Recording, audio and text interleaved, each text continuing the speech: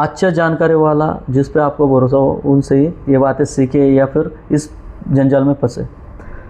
दूसरी बात, जब भी तंत्र क्रिया का हिसाब होता है या फिर कोई भी तंत्र क्रिया हो या कुछ भी बातें हो, तब किसी के ऊपर उच्चाटन प्रयोग विद्वेषण प्रयोग की बात आती है तो इंसान की दुर्गति चालू हो जाती है। वो अगर राजा भी रहेगा तो भिखारी बनना चालू हो जाता है, करोड़पति भी रहेगा तो वो भीख मांगने की नौबत आना शुरू हो जाता है, अपने आप कर्जा बढ़ना शुरू हो जाता है। तो उस टाइम पे हर प्रकार की विद्या के पीछे एक हर प्रकार का समाधान होता है, उसकी थोड़ा अलग अलग पद्धति से होते हैं, ऐसी भी चीज़ें होती हैं। तो उस चीज़ को तोड़ने के लिए जैसे कि वो भी अगर किसी के ऊपर भी ऐसी बाधाएं होती है तो वो उससे तोड़ने के लिए भी हर पद्धति का अलग अलग समाधान होता है। और उसी से ही उसका कोई तो तंत्र तोड़ने के लिए कुछ भी नहीं लगता है सर जी, एक नींबू होगा या फिर भस्मी भी होगी, फिर भी नमक होगा तो भी कभी कभी टूट जाता है। और कोई तो बहुत सारी चीज़ें करने पे भी कभी कभी टूटता नहीं है।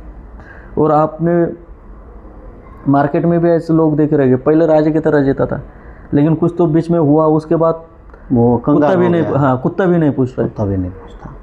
जब ऐसे पोजीशन आती है तो बीमारियां भी शुरू हो जाती है। लेकिन मेरा बीमारी की बात आई तो मेरा पहला कहना होता है, अगर घर में बीमारी आए या फिर कुछ भी हो जाए तो पहले डॉक्टर फिर बाकी का। क्योंकि क्या, ये कलयुग है। जैसे पुराने ज़माने में जब ये इंसान बीमार होता था तो पहले वैद्य के पास लेके जाता था। हाँ, आज भी है ना, सरकार ने सुविधा करके रखी है या सब कुछ है। तो अगर कोई बीमार होता है तो पहले दवाई तंत्र हो या कुछ भी हो, तंत्र तो ऐसा मत समझोगे बीमार हुए तो तंत्र ही हुआ है, ऐसा नहीं होता है। कभी क्लाइमेट चेंज हो जाता है, कभी आपने कुछ कम ज़्यादा खाया होता है, उससे भी हो जाता है।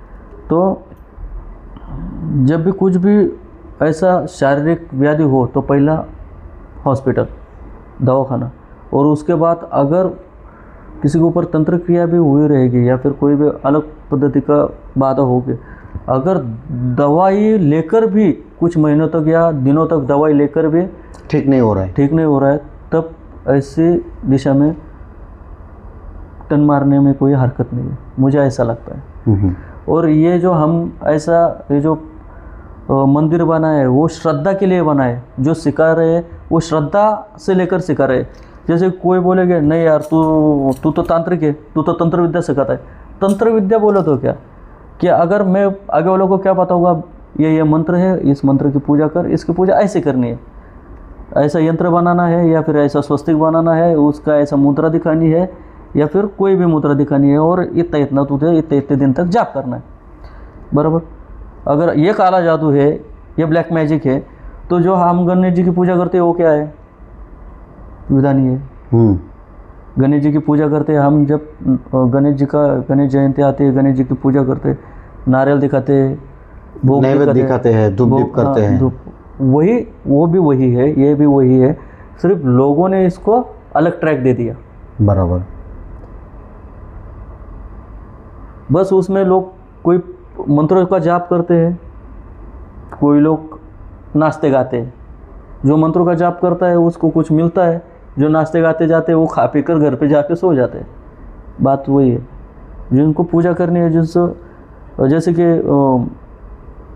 जो लक्ष्मी देवी की भी औरतें पूजा करती है, जो घट वगैरह बेटा का पूजा करती है, वो मालूम होगा आपको।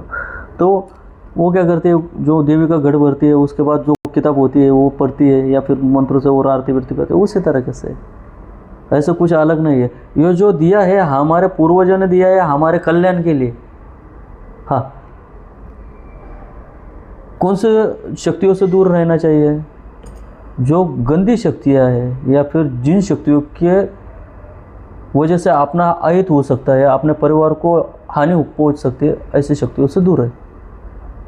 उग्र शक्तियाँ, स्मशानिक शक्तियाँ, भूत प्रेत पिशाच शक्तियाँ, दैत्य शक्तियाँ, बुरे जिन, ऐसे। हाँ, तुम साधनाओं का जरिया लेकर एक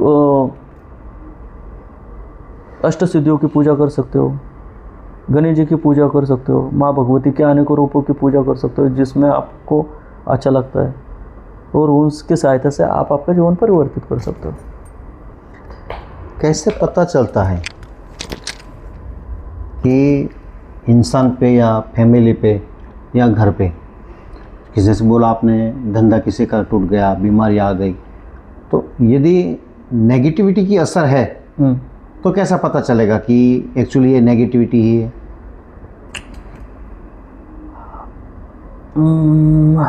कुछ ऐसे कुछ लक्षण है क्या?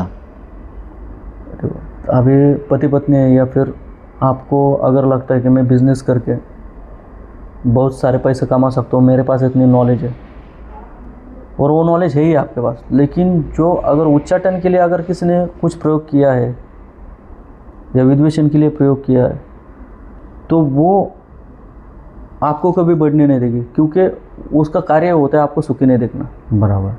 तो आप सुखी, पहली बात, जब सुखी कभी घर वालों को सुखी कभी रख सकते हो जब आपके पास पैसा हो गया, तो पहली बात तो वो पैसे को तोड़ना चालू कर देता है। उसके बाद दूसरी बात, आप बाहर, चलो एक टाइम भी खाना मिल रहा है, आप बाहर भी किधर घूम के भी 2 पैसे कमा रहे हो, आप फ्रेश कब रहोगे? जब आपका परिवार एकदम सुखी है, किसी का कुछ बीमारी नहीं है, तभी। अगर आप किधर भी जा रहे हो, बीवी का ये दुख रहा है, बच्ची का वो दुख रहा है, तो आप अपने आप मेंटली डिप्रेशन में चले जाते हो, तो वो आपके कमज़ोरी पे वार करना शुरू कर देती है, और आहिस्ता आहिस्ता वो गिराना चालू कर देती है। तो वो इंसान को समझ में आना चाहिए। और कभी कभी तो कोई इतने बड़े बड़े प्रयोग है तांत्रिक इसमें, तो घर की महिलाओं का शोषण भी करते हैं। अभी इस बारे में कोई लोग बोलेंगे ये सत्य होता है या नहीं होता। हाँ, यह तंत्र कर रहे, या फिर ये साधना विधान, कोई से लोगों का बोलना होता है, ये जो तांत्रिक लोग होते पैसा कमाने के लिए फंसाने, लोगों को भूत प्रेत पिशाच का डर फैलाते और लोगों को लूटे रहते। तो अभी बहुत बड़े होते, बड़ी 1.5 करोड़ की गाड़ी लेके घूमता मैं। लेकिन अगर किसी को इच्छा है कि ये तंत्र या शक्ति की बात करता, तंत्र साइड में रहने दो, ये शक्तियाँ होती है या फिर नहीं होती है कॉन्फिडेंस है। तो पहली बात तो जो काला घोड़ा होगा, काला घोड़ा जहाँ पे एकदम डार्क वाला काला घोड़ा, उसका जो लीड होता है विष्टा, वो लेकर कोई किसी रोई की बत्ती बना के उससे छाँव में सुखाना। सूखने के बाद जहाँ पे एकांत स्थान का मतलब जहाँ पे खंडर हो, जहाँ पे पड़े हुए हैं, क्योंकि आपको कुछ अलग देखना है ना, तो वहाँ पे जाइए, वहाँ पे वो बत्ती एक मिट्टी के दिए में लगाइए, काले तिल का तेल डालिए उसमें और जला दीजिए, और सामने रखिए एक मांस का टुकड़ा, शांत बैठे रहे। फिर आपको दिखेगा तंत्र होता है, भूत प्रेत होते हैं या नहीं होता। हाँ, तभी आप अकेले ही रहिए, बराबर। आपको समझ में आएगा कि भूत प्रेत होते हैं क्या नहीं होते हैं, ये भी समझ में आएगा। ऑप्शन दूसरा, अगर आपको लगता है ये स्मशान तंत्र क्रिया वगैरह कुछ भी नहीं होते, अमावस्या से 3 दिन पहले एक उबला हुआ अंडा ले जाकर किसी पेड़ का, यानी स्मशान से 2 मिनट के डिस्टेंस पे किसी पेड़ को काले कपड़े में बांधना है काले कपड़े में। 2 दिन के बाद वो सड़ा जैसा बदबू मारना शुरू हो जाएगा, सड़ जाता है ना वो। तो पहली बात तो स्मशान एकांत में हो, ऐसा नहीं कि सिटी में हो, वहाँ पे नहीं, ये साइड में हो, साइड में, आउटसाइड में होना चाहिए, जहाँ पे अगर नदी के किनारे हो, पुराने ज़माने का हो तो बहुत अच्छी बात है, वहाँ पे चमत्कार आपको जल्दी महसूस होगा। तो वहाँ पे जाने के बाद वो पेड़ के साइड में गए, 3 दिन अमावस्या के दिन गए, जाने के बाद वो जो अंडा बांधा हुआ है वहाँ पे कपड़े निकाल दो, और वो अंडा लेकर नग्न अवस्था में खोलकर, बदबू मारेगा बहुत, वहाँ पे डायरेक्ट चलते चलते स्मशान में जाओ, जाने के बाद रख दो। रखने के बाद आपको पता चलेगा तंत्र होता है, भूत प्रेत होते हैं या नहीं होते। और रखने के बाद एक जो ये होता है ना, हमारे यहाँ पे महाराष्ट्र में कोहला बोलते हैं उसको, जो हम दुकान के बाहर जो लगाते हैं फल, हाँ, वो वो हरे कलर का हाँ, हरे कलर का फल होता है वो। हाँ। वो भी लेके जाओ साथ में। और वो ये करने के बाद, वो अंडा रखने के बाद सिर्फ साइड में जाओ, दीपक जलाने का होगा तो जलाओ, थोड़ा सा आधार मिलेगा। और उसके बाद जो कद्दू होता है वो ज़ोर से पटक दो, और 3 बार सिर्फ ऐसे बॉम्ब मारते ना, वो बॉम्ब मारो, सिर्फ एक बार ही मारो, उसके बाद रुको, वापस एक बार मारो, वापस रुको, एक बार मारो।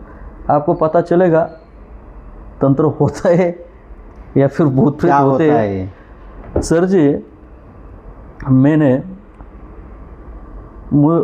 मैं लोगों का प्रॉब्लम सॉल्व करता था, लोगों के ऊपर की नेगेटिविटी निकालता था, लेकिन मैं ये देखना चाहता था कि जब किसी के ऊपर ऐसी बाधा बैठ जाए तो उसको कैसे महसूस होता है। तो कुछ टाइम के लिए मैंने मेरी शक्तियाँ साइड में संकल्प करके तो 2 दिन के लिए रुकाई थी, और स्मशान में जाकर एक काढ़ी की थे मैंने। वो शक्तियाँ मुझ पर बैठी थी ना, तो जैसे कि समझ में नहीं आता, मैं मेरा अनुभव बोलता हूँ कैसे होता है, समझ में नहीं आता। ऐसा लगता है एक जगह पे इंसान बैठ ही नहीं सकता, उसकी पोजीशन ही अलग रहती, वो ढूंढता रहता कुछ ना कुछ अलग ही हो, ऐसे शांत नहीं बैठेगा वो जो जहाँ पे जो गंदी चीज़ें होती है वहाँ पे ज़्यादा वो अट्रैक्ट हो जाएगा। दारू पे, मदिरा पे, मांस पे वो अट्रैक्ट होगा, और हर वो अलग ही हो जाती है, कंडीशन ही अलग हो जाती है। यानी जैसे पागल इंसान होता है ना, वैसी कंडीशन बन जाती है। उसका देखने का तरीका, उसका हंसने का तरीका सब बदल जाता है। और वो सह चुका हूँ मैंने 2 दिन तक वैसे किया है। तभी मुझे भी एहसास हुआ कि आगे वाले इंसान का अगर वो शक्ति ज़्यादा हावी हो जाए उस पर तो हाल क्या होता रहेगा। तो उसके बाद जो उसके जो कातरम प्रयोग थे वो किए, बात खत्म। और बहुत सारे ऐसे, बहुत सारे, वो एक हो गया। अगर किसी को और भी भरोसा नहीं है कि वो नहीं होती, नहीं मैं स्मशान में नहीं जा सकता, मैं ये नहीं कर सकता, मैं एक पीपल का पुराना पेड़ देखो जो कम से कम हाथ में ना बैठे, इतना बड़ा पेड़ होना चाहिए। एकांत जो खेती वगैरह होती है वहाँ पे होता है, वहाँ पे एक पूजा की जाती है। आप इसमें कमेंट करके मंत्र करके, अगर डेयरिंग होगी तो मंत्र करके लिख कर भेज दीजिए, मैं लगा तो वो पीपल वाला भेज दूँगा। वहाँ पे जाके एक पूजा करनी है, अमावस्या के रात के टाइम पे, उस दिन करनी है। 2 घंटे की पूजा होती है, पूजा बोलो तो पूजा ही, 2 घंटे की पूजा होती है, वो करनी है। उसमें पता चल जाएगा होते या नहीं होते। एक दिन नहीं आए, दूसरे दिन तो आएगी, नहीं आए तो तीसरे दिन तो आएगी जरूर। लेकिन 100% आपको पहले दिन में पता चलेगा निगेटिविटी होती है या नहीं होती है, या फिर निगेटिव कोई भी शक्ति होती है या नहीं होती है। मैंने जो 3-4 प्रकार बोले, अगर कोई करना भी चाहता है तो कोई जानकार से बात करके ही करे, क्योंकि अगर आप आगे चल के परेशानी में फंसे तो आपको उसमें से निकलने वाला भी कोई चाहिए। क्योंकि आपका परिवार कोई दिक्कत में ना आ जाए, किसी का परिवार दिक्कत में ना आए, या कोई व्यक्ति करने का होगा तो अच्छी बात है, करने तो इंसान महसूस तो करेगा। लेकिन आपके परिवार को आपकी ज़रूरत है, इसकी वजह से कोई जानकार को तो साइड में रखिए, जैसे कि कुछ भी हो जाए तो आपको बाहर निकाल सके। कोई लोग बोलते हैं कि ये सारी नेगेटिविटी शक्तियाँ या कोई भी शक्तियों को यदि आपने वश में कर लिया तो वो आपको बहुत सारे पैसे ला के देते हैं, बहुत सारा धन ला के देते हैं, पैसों की बारिश करवाते हैं। क्या एक्चुअली में ये सच है क्या? और यदि ऐसा सच होता तो बहुत सारे लोग पैसे वाले हो जाते। विद्याओं के बारे में बहुत सारे अलग अलग पद्धति की विद्याएं हैं, जैसे कि भानुमती विद्या में भी अनेकों अलग अलग प्रयोग है। जैसे कि ये जो मेटल, समझ लो कि हम यहाँ पे बैठे, मैंने तो मेरे गुरुजी सिखा रहे थे, मैंने नहीं सीखा। मैं बोला लोगों को चूतिया बनाने के धंधे करना ही क्यों है। तो ये जो पॉट है, अगर ये जगह बांधने के बाद अगर मैं आपको बोलूँगा कि ये सोना है तो आपको सोना ही दिखेगा। आप हाथ भी लगा के देखोगे, आप बाहर भी निकाल के देखोगे, अरे सोना है, कोई नहीं इसमें। ऐसी भी विद्याएं है, और इस विद्याओं को उपयोग करके सैकड़ों लोगों को फंसाया गया है। जमीन में देखो इधर सोना है, निकाल के बाहर दिखाएंगे, रहेगी तो मिट्टी हाथ में लेकर देखे तो सोने की कोई नहीं, पेटी निकलेगी या फिर कोई बड़ा ये निकलेगा, हांडा बिंडा जो रहता है ना वो निकलेगा, उसमें से हाथ निकाल के दिखाएंगे ये इतना इतना है, ये देखो इतना सोना है, और रख दो इसमें रख दो, वापस वो गायब हो जाएगा। हाँ, उसको निकालने के लिए 20 लाख लगेंगे, 25 लाख लगेंगे, 15 लाख लगेंगे, और ऐसा लेकर मारे जी फरार। या फिर वो निकाल के दिया, और जो बारामती से बंदिश मारा था वो सब निकाल रहे हैं, सब जन हाथ लगा रहे हैं, सबके सामने सब हो रहा है, और जो मटके विटके में वो भर के देगा 15 दिन के बाद खोलना, उसके बाद पत्थर ही मिलेंगे या बटाटे कांदे मिलेंगे हो गए 20-20, 30-30 लाख को लोग सो गए। लेकिन ये जो पैसा है ये लोगों को फंसाने का पैसा है। हाँ, रह गई दूसरी बात जो आपने जो बोली, नाथ संप्रदाय में ऐसी भी कोई विद्याएं है जिससे खाना मंगा सके, खाना मंगा सकने के लिए या फिर इच्छित वस्तु मंगाने के लिए उस विद्याओं का उपयोग किया जाता था। कुछ सिद्धियाँ होती थी या है और अभी भी, कि वो जो कुआं होता है उसके पास बैठकर भी इच्छित व्यक्ति प्राप्त करने की सिद्धि प्राप्त कर सके, पहली बात। दूसरी बात, ऐसे कार्यों के लिए लोग बुरी शक्तियों का सहारा लेते हैं, बुरी शक्तियों का, और बुरी शक्तियों का सहारा लेकर उसमें अपनी जान और परिवार को भी संकट में डाल देते हैं, पैसों के लालच। पहले बात तो परमेश्वर ने आपने को 2 हाथ दिए, 2 पैर दिए, बुद्धि दी है। आपके जीवन में जितना होने वाला रहेगा माँ भगवती की कृपा से, गुरु की कृपा से, आपके कुल देवता की कृपा से, अगर आपको मेहनत से जितना मिलने वाला रहेगा या फिर आपके नसीब में जितना रहेगा वो आपको अपने आप मिलेगा। अगर आपके नसीब में नहीं है तो आप बारिश कराओ या कुछ भी करो, आपके हाथ में कुछ नहीं आने वाला। तो ज़्यादा से ज़्यादा मेरा कहना क्या है, ये जो प्रयोग होते थे, जो पुराने ज़माने में जो महर्षि तांत्रिक हुआ करते थे, उनके पास वो विद्याएं होती थी, उसे उड़न खटोला भी विद्या कहते हैं, अभी भी है वो लोगों के पास। लेकिन सभी लोगों जिसके पास है वो तो थोड़े ही लोगों को बांटते फिरेगा, वो उस विद्या का उपयोग क्या करेगा। अगर उसका दिल किसी ने प्रसन्न कर दिया तो वो अपने झोले से निकालेगा, ये रख बेटा, कुछ भी निकाल सकता है, सोना निकाल सकता है, पैसे निकाल सकता है, निकल गए महाराज। आपको करोड़ों हज़ारों करोड़ रुपए देने के लिए कौन बैठा नहीं है, कोई बैठा नहीं है। यहाँ पे तंत्र के नाम पे या फिर बारिश के नाम पे लूटने के लिए बैठे हैं पैसे। डुप्लीकेट बारिश दिखाएंगे, आपके पास से लाखों रुपए लेंगे और आपको ही फंसा के चले जाएंगे। तो ये एक तरीके से यही हुआ ना कि जैसे लोग हिप्नोटिज्म करके हाँ, लोगों को फंसा लेते हैं। तो क्या वही एक मंत्र के जरिए से भी लोगों को फंसाया जा सकता है ना? हाँ, वही तो बोला ना मैं, जो भानामती जो तंत्र है उससे तो आप मिट्टी का सोना भी देख सकते हो, हल्दी भी जमीन पे डाल दिए तो वो ऐसी भी विद्या है, लोगों को फंसाया हुआ है। हमारे पूर्णा शहर में, इधर कोकण में, बाहर भी लाखों रुपए की लूट हो गई है। हाँ, लेकिन मेरा तो कहना क्या है, अगर मैंने आपका 25 लाख रुपए खाए, जीवन में कभी ना कभी तो आपके सामने आऊँगा। बराबर।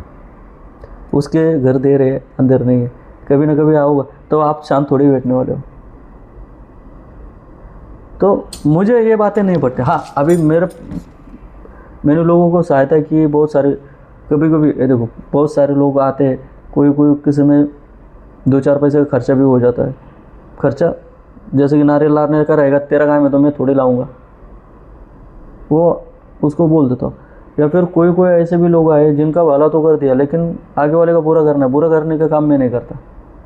लेकिन मेरे आपसे पहचान है, आप वो मुझसे, उनका मुझसे विश्वास है, इसके वजह से आप बुरा करो, ऐसे थोड़ी होता है।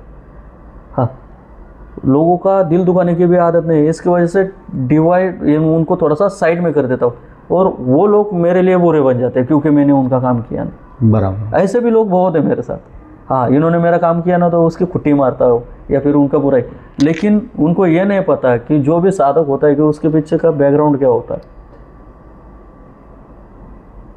ये भी मेरा ये सब लड़कों को सिखाना, ये करना या फिर माँ भगवती की सेवा करना है, मेरा टारगेट एक ही है। मेरा टारगेट क्या है, मेरा ध्येय क्या है? श्री महाकाली तांत्रिक शक्तिपीठ, उनकी कृपा से आने वाले, जैसे कि अभी का जो ज़माना चालू है, अभी का जो 2026 चालू है, उसके बाद 8 या 10 साल के बाद, 8 साल छोड़ो 5 साल के बाद ही महाकाली तांत्रिक शक्तिपीठ की ज़रूरत बहुत सारे लोगों को पड़ेगी, क्योंकि उस टाइम पे अपने लोग जो वो पूजा पाठ से साइड में हो जाएगा और अपने लोगों का, लड़कियों का परिवर्तन, वो धर्म परिवर्तन हो सकता है या फिर गृहस्थी परिवर्तन भी हो सकता है, यानी किसी के घर से निकालो अपने घर में रखो, ऐसा भी हो सकता है। धर्म परिवर्तन की भी बात हो सकती है। उसके लिए ये तंत्र का उपयोग बहुत ज़्यादा होगा, तभी ज़्यादा से ज़्यादा। वैसे तो माँ भगवती की कृपा से ऐसे साधक भी बहुत है कि लड़कियों को अपनी माँ मानती है, स्त्री को अपनी माँ मानती है, वो तो उतरेगी, मैं भी उतरूँगा, लेकिन श्री महाकाली तांत्रिक शक्तिपीठ का शक्ति का उपयोग तभी लोगों के कल्याण हेतु जरूर होगा। और इसी वजह से उसी 8 साल के बाद ही नहीं, आने वाले ज़माने में जब तक मंदिर रहेगा तब तक लोगों के हित के लिए वो कार्य करेगा।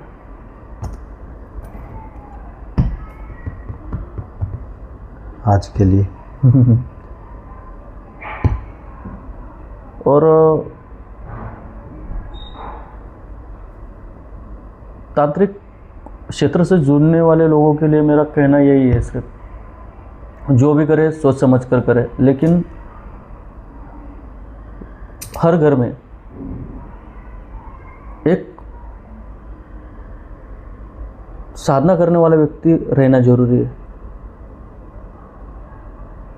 उसका स्वभाव शांत रहे, उग्र रहे, कैसा भी रहे, क्योंकि जब आपके घर में साधना करने वाला व्यक्ति रहता है तो आगे वाले की हिम्मत नहीं होती कि आपके घर में बुरी नज़र से देखें, क्योंकि आप उतने उग्र होते हो, उस आपकी शक्तियाँ तभी उतनी सक्रिय रहती है कि आपके ऊपर, आपके परिवार के ऊपर अगर कोई हाथ डालने का या फिर आपका आयत करने का कोशिश कर रहा है तो वो शक्तियाँ 80% तो वही संभाल लेती है।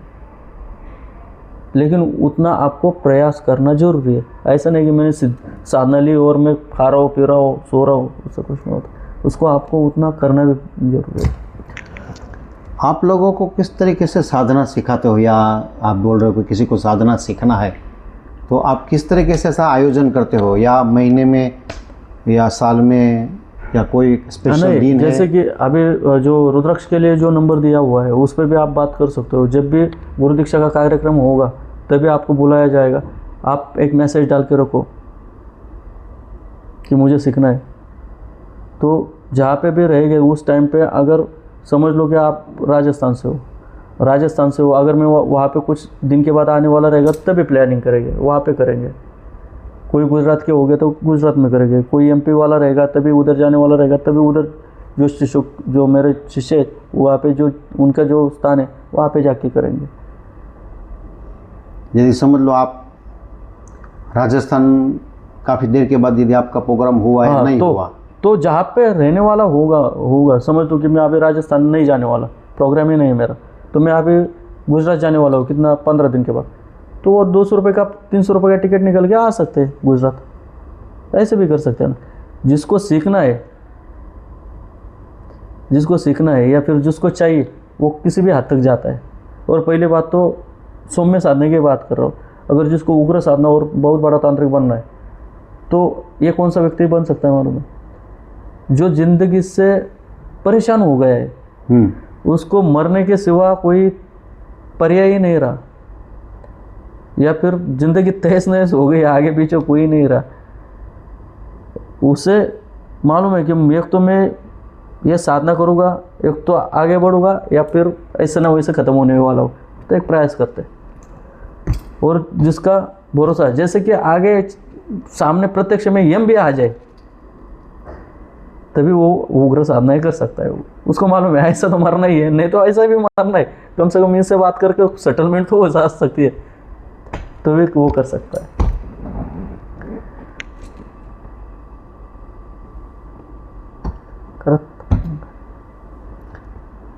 बहुत बहुत धन्यवाद गुरुदेव आपका कि आपने तंत्र के ऐसे बहुत सारे रहस्य आज हमें बताए, आज हमें समझाया कि तंत्र एक्चुअली में क्या होता है।